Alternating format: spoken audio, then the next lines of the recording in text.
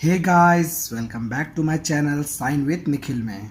तो आप सभी कैसे हैं? आशा करता हूं कि सब आप अच्छे होंगे। तो आज हम लोग वीडियो स्टार्ट करने से पहले मैं आपसे कुछ बात करना चाहता हूं कि अगर आपको मेरे वीडियोस में कुछ बातें अच्छी लगती हैं, कुछ इन्फॉर्मेटिव लगती हैं, तो प्लीज़ आप मेरे वीडियो को शेयर करिए और अपने दोस्तों के साथ ज़रूर शेयर करिए ताकि वो भी कुछ इसके बारे में जान सके। और जो भी मेरे इस चैनल में नए हैं प्लीज़ सब्सक्राइब करिए ताकि मुझे भी कुछ मोटिवेशन मिले और मैं आपके लिए इसी तरह की और भी ज़्यादा इन्फॉर्मेटिव वीडियो ला सकूं। तो आज हम देखेंगे द्वितीय विश्व युद्ध के बारे में। तो सेकेंड वर्ल्ड वार आपका कब से कब चला, उसके क्या कारण रहे, उसे क्या परिणाम रहे, किसके वजह से ये युद्ध हो गया, तो वो उसके बारे में हम देखेंगे। तो सेकेंड वर्ल्ड वार कब स्टार्ट हुआ था? तो 1939 से 1945 तक चला था ये वर्ल्ड वार। और इसके इम्पोर्टेंट पॉइंट्स में जो यहाँ डिस्कस करूँगा वो है द्वितीय विश्व युद्ध की पृष्ठभूमि, उसकी क्या पृष्ठभूमि रही थी, कैसे ये विश्व युद्ध का एक माहौल तैयार हो गया था। फिर द्वितीय विश्व युद्ध के कारण, इसे क्या कारण रहे थे, मेन पॉइंट जो कारण बने इसके युद्ध के, और द्वितीय विश्व युद्ध के परिणाम, इसके युद्ध होने के बाद क्या इसके परिणाम रहे, ये इस टॉपिक में मैं डिस्कस आपके साथ करूँगा। तो सबसे पहले द्वितीय विश्व युद्ध की पृष्ठभूमि हम देख लेते हैं कि इसकी पृष्ठभूमि तैयार कैसे हुई। तो हमको पता है कि 1919 में जब अंत होने के बाद जर्मनी को बहुत ही अपमानजनक संधियां के द्वारा उनको विमुख कर दिया गया, और भी सारे राष्ट्रों को जो धुरी राष्ट्र के साथ थे उनको भी बहुत अपमानजनक रूप से इस वायसराय की संधि का बहुत ही अपमानजनक और एक जहरीला रस पीना पड़ा। उसी के कारण कहीं ना कहीं द्वितीय विश्व की पृष्ठभूमि उसी वक्त तैयार हो गई थी। और भी बहुत कारण रहे थे, जैसे कि कठोरतापूर्वक वचन विमुखता, प्रथम विश्व युद्ध से उपजी आर्थिक मंदी जो थी, आर्थिक मंदी वो भी बहुत इंपॉर्टेंट रही थी, जो पैसे की कमी थी। फिर तानाशाही की राजनीति, अब जो मित्र राष्ट्र थे जो जीत गए थे, जो प्रभाव में थे, शक्ति में थे, वो उनकी बहुत ही ज़्यादा तानाशाही होने लगी। इसी तरह का से कुछ राजनीतिक स्थिति बनती रही और द्वितीय विश्व युद्ध के लिए ये मंच तैयार हो गया। और मुसोलिनी जो आपका इटली का जो शासक था, उसने बहुत ही अत्याचार करना प्रारंभ कर दिया। और उसके बाद हिटलर का भी, जो आप द्वितीय विश्व युद्ध में अक्सर नाम सुनेंगे, हिटलर के द्वारा जो जर्मनी को एक राजनीतिक एकता और शक्तिशाली देश बनाने का जो जुनून सवार था, उसकी वजह से द्वितीय विश्व युद्ध का श्री गणेश हो गया था। द्वितीय विश्व युद्ध होने का कारण बहुत ही है, बट कुछ ही कारण हम देखेंगे जो इम्पोर्टेंट है, ठीक है। और एक पार्ट मैं बता देना चाहता हूँ कि द्वितीय विश्व युद्ध में आपका सबसे भयानक बम, जिसको हम कहते हैं परमाणु बम, का भी प्रयोग हुआ था, जो हिरोशिमा और नागासाकी में गिराया गया था, जो कि दोनों जापान में पड़ते हैं। अब हम देखते हैं द्वितीय विश्व युद्ध के कारण। द्वितीय विश्व युद्ध के कारण क्या रहे? तो द्वितीय विश्व युद्ध पहले तो आप देखते ही 1939 से 1945 तक चला था, ठीक है। उसके बाद इसमें आपका बहुत सारे राष्ट्रों ने भाग लिया, जैसे कि जर्मनी आपके ध्रुव राष्ट्र में रहा फिर से, और उसके बाद आपका मित्र राष्ट्र में इंग्लैंड, अमेरिका, ये सब रहे ही। अब इसका पहला कारण हम देखते हैं वायसराय की संधि। अब वायसराय की संधि कहाँ हुई थी? 1939 में हुई थी, जो कि बहुत ही अपमानजनक संधि माना गया जर्मनी के द्वारा। और कहीं ना कहीं जर्मनी इसको अपने लिए बहुत ही कारगर कारण मानते हैं युद्ध करने के लिए। वो चाहते थे कि वे इस अपमान का बदला लें, क्योंकि जर्मनी से बहुत ही सारे राष्ट्र छीन लिए गए थे।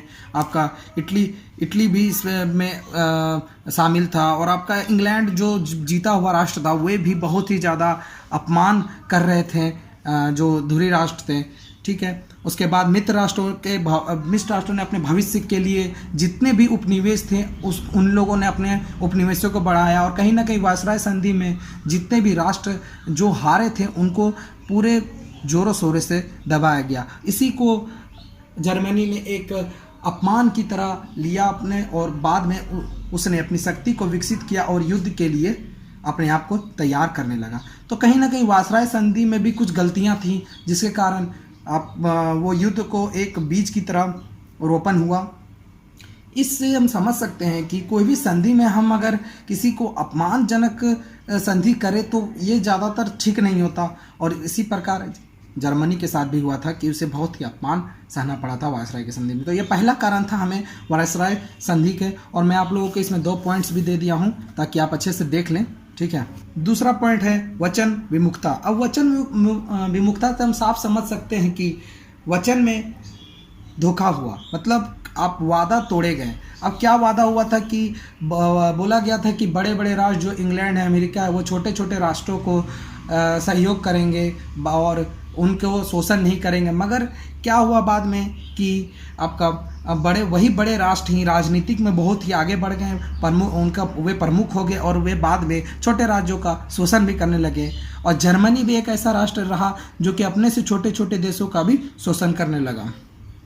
जैसे हिटलर ने बहुत सारे राष्ट्रों को अपने अंदर ले लिया। जैसे हिटलर चेक राज्यों को हड़पना स्टार्ट कर दिया, जापान चीन पर हमला करने लगा और इटली अबिसिनिया पे को रोंदने लगा। अब हम समझ सकते हैं कि कैसे एक राष्ट्र दूसरे राष्ट्र के प्रति अपने आक्रामक रूप को दिखाने लगे और कहीं ना कहीं अपने वचन से पीछे हटना ही इस युद्ध का एक कारण मात्र बना।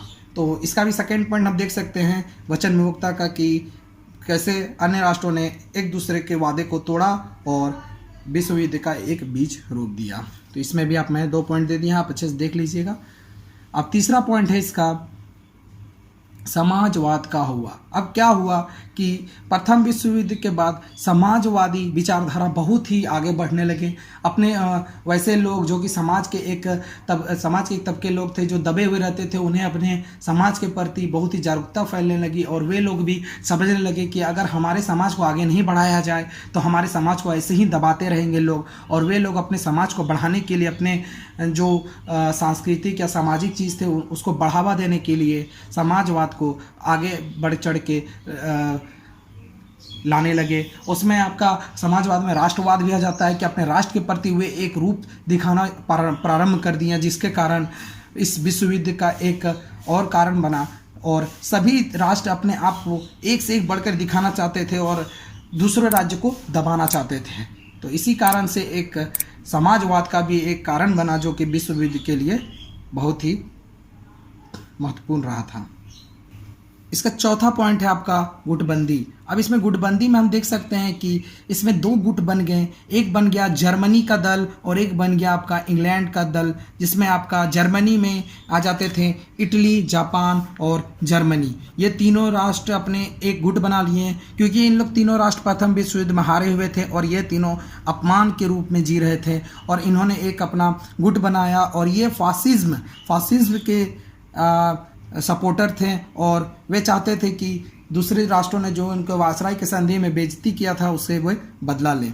उसके बाद आ जाता है दूसरा राष्ट्र जो कि मित्र राष्ट्र भी कह सकते हैं, वे उसमें फ्रांस ये सब आते हैं। फ्रांस हो जाते हैं, इंग्लैंड हो जाते हैं, अमेरिका हो जाते हैं। ये सभी राष्ट्र अपने अपने गुटों का निर्माण करने लगे और बाद में सोवियत संघ आपका जर्मनी के साथ जुड़ गया क्योंकि इंग्लैंड ने भी प्रयास किया था कि जर्मनी सोवियत संघ को अपने साथ मिला ले, पर वे नाकाम रहा और बाद में सोवियत संघ उसके साथ जर्मनी के साथ जुड़ गया। तो कहीं ना कहीं गुटबंदी भी एक वहाँ बहुत महत्वपूर्ण कारण रहा था आपका द्वितीय विश्व युद्ध को होने में, क्योंकि कहीं ना कहीं गुटबंदी होने से आपका एक समान रूप हो जाता है कि मैं आपके साथ हूँ, वो बोल देता है मैं आपके साथ हूँ, तो दोनों को लगता है कि मैं ही बलवान हूँ और उसके अपनी ताकत को दिखाने के लिए दोनों राष्ट्र युद्ध के लिए आगे बढ़ जाते हैं।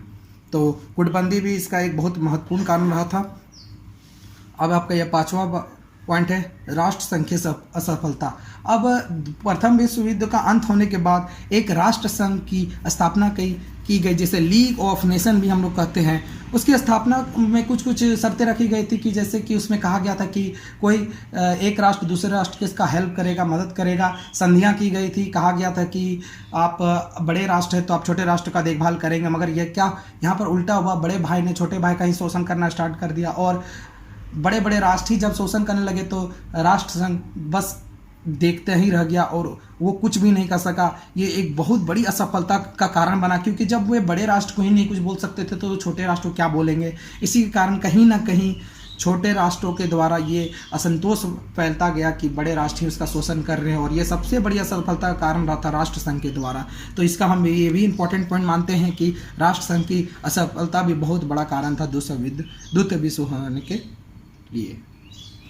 छठा पॉइंट है इसका साम्राज्यवाद। अब इसमें क्या हुआ कि साम्राज्यवाद में आपका जापान, जर्मनी, इटली एक साथ हो गए और वे एक साम्राज्य का निर्माण करने लगे, जैसे कि वे लोग एक शक्तिशाली गुट के तैयार करने लगे, जिससे वे समझते थे कि वे ही पूरे विश्व में राज करेंगे और अपने एक दूसरे का साथ निभाएंगे, ताकि वे लोग भी आगे बढ़ के प्रथम विश्व युद्ध का बदला ले सके। और वे साम्राज्यवादी विचारधारा ही बहुत आगे वे लोग ले जाना चाहते थे। उसके बाद आपका जापान ने क्या किया, जापान ने चीन पर हमला करना प्रारंभ कर दिया और चीन से उसके बहुत बड़ी दुश्मनी थी। प्रथम विश्व युद्ध से ही चीन पर आक्रमण करके उसने मंचूरिया को भी हड़प लिया। ये साम्राज्यवाद का वे लोग फैलाव करना चाहते थे, वो अपने साम्राज्य को बढ़ाना चाहते थे। इसी की वजह से इस युद्ध का भी ये कारण बना। और इटली के मुसोलिनी ने भी अपना फांसीवाद को भी बहुत बढ़ावा दिया, ताकि वो भी चाहता था कि अपने फांसीवाद को वो पूरे विश्व में फैलाए। और बाद में तो आपको पता ही है हिटलर, जो कि बहुत बड़ा कारण रहा था द्वितीय विश्व युद्ध होने के लिए। तो हिटलर ने भी अपनी तानाशाही को बहुत ही बढ़ा चढ़ा के आगे लाया और द्वितीय विश्व युद्ध होने के लिए उसने बहुत ही कारगर रूप अपना दिखाया था। इसका 7वां पॉइंट है आपका आर्थिक संकट। अब आर्थिक संकट से आप समझ सकते हैं कि प्रथम विश्व युद्ध के बाद बहुत सारे कारखाने बंद हो गए, मजदूरों की हत्या हो गई, मजदूरों को कम वेतन दिया गया, क्योंकि किसी के पास वैसा आमदनी ही नहीं थी कि मजदूरों को पैसा दे सके और उन्हें काम करवा सके। कारखाने भी बंद हो गए थे, जो माल बन चुके थे उसका कोई उपनिवेश नहीं था, कहीं बाजार पे वो बिक नहीं रहे थे। तो कहीं ना कहीं आर्थिक मंदी पूरे विश्व में आ गई थी। और इंग्लैंड समझ रहा था कि आपको पता ये भी है कि इंग्लैंड बहुत ही बड़ा उपनिवेश था उस समय में, और उसकी नौसेना की शक्ति आप लोगों को भी पता है कितनी ज़्यादा थी। उसने कहा कि अब एक ही रास्ता है कि अपने उपनिवेशों को बढ़ाना, कि द्वितीय विश्व युद्ध का ही वो एक कारण समझता था कि अगर ये विश्व युद्ध हुआ तो हम कहीं ना कहीं अपने विश्व युद्ध को आगे बढ़ाएंगे। तो मैं समझ सकता हूँ कि ये टॉपिक आपको समझ में आ गया हो, और आपको अगर कुछ भी इसमें से समझ नहीं आया हो तो आप कमेंट पे करिए और पूछिए कि आपको डाउट हो रहा है। और आपको अगर समझ में आ रहा है तो प्लीज़ इसे शेयर एंड सब्सक्राइब करिए। Thank you.